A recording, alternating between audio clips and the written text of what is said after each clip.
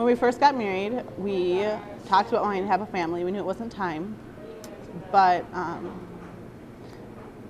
we just put some thought in it, and God just said, trust me with this and just let me be the one that brings you this child. And so we did. We just continued to trust in him, and years started going by and nothing was really happening, and I was like, okay. And then about 5 years after getting married, we were talking about it again and like thinking we had just bought a home in Blaine.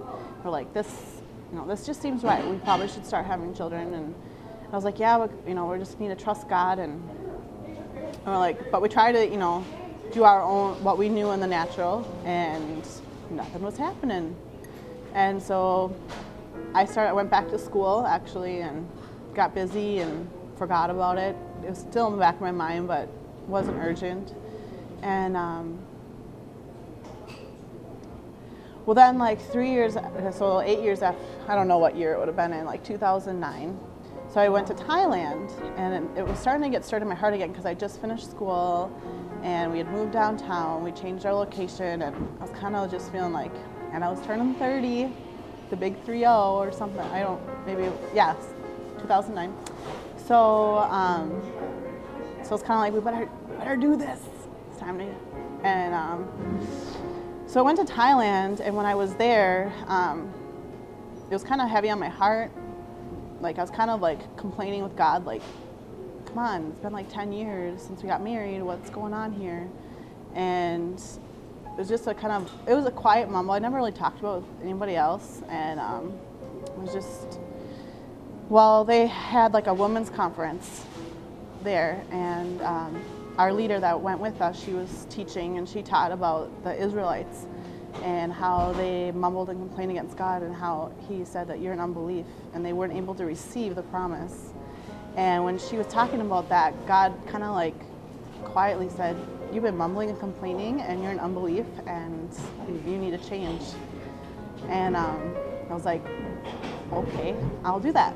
So I started crying, in this Thailand church. And everyone was, my team was like, what's going on? And I'm like, don't worry, it's okay. And anyway, so my leader, after she got done teaching, kind of asked me, really what's going on. And I was just explaining to her what God had said to me. And she's like, well, I want you to share this with the ladies in Thailand. She's like, they'll be able to relate with this. They've probably been there themselves. And so I was like, oh, okay.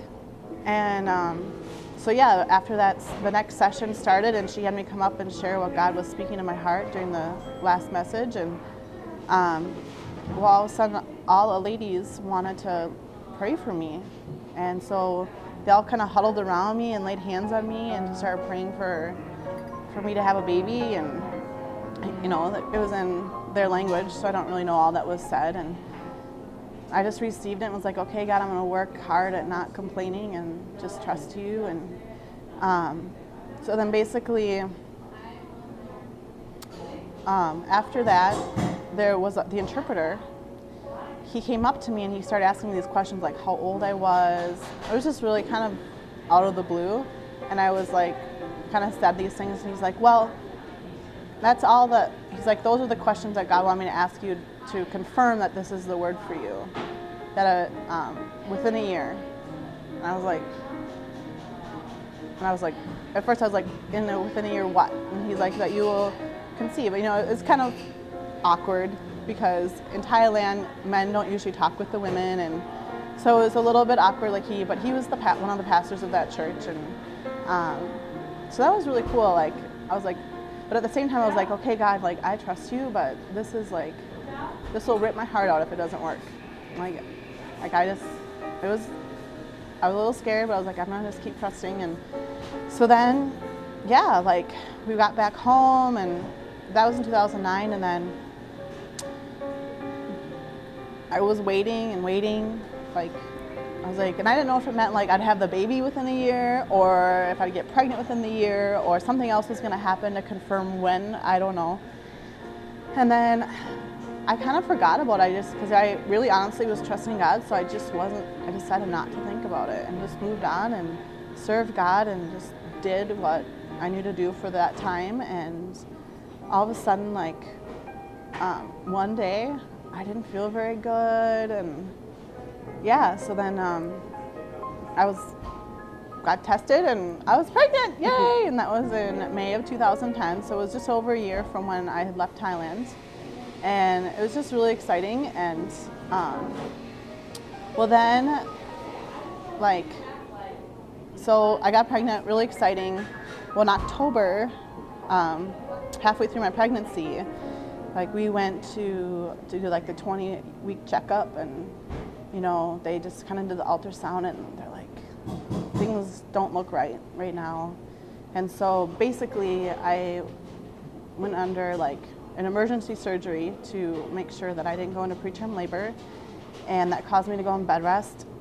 I'll just say that the night after my surgery was like probably one of the darkest days of my life, like not knowing, because the concern was that my water was going to break, and if it broke, there was nothing they could do anymore.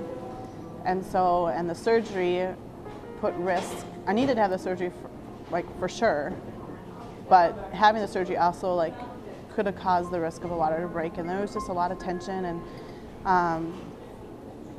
so I was just concerned all night long and really worried, and there was a lot going on. I couldn't sit up. I was laying flat on my back for like 40 hours, so it was just a lot of pain. If you have to lay for 40 hours without moving, it can get pretty painful. And so then the next night, after everything seemed to go good after the surgery, and we're like, okay, this is gonna work, and everyone had finally, like, I liked having visitors, but it was finally like a quiet moment in my room. It was just me. Phil had gone out with a friend, and I put on my iPad or iPhone, and I just played some worship music and just decided to have some moment of worship and just kind of relax and journal. And actually, my nurse was a Christian. It was just really cool. Like, I didn't know that at the time, but she came in while I was playing worship music, and she's like, I'm a Christian too, and I'll just be praying for you during this time. And so then she left, and I just felt strong in my heart that God spoke again, like, this child will live and not die, and you can hold on to these words. And that was enough for me, and the fear left.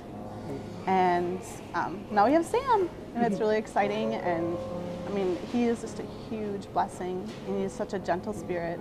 And I'm just so glad that, I don't know, it's just amazing.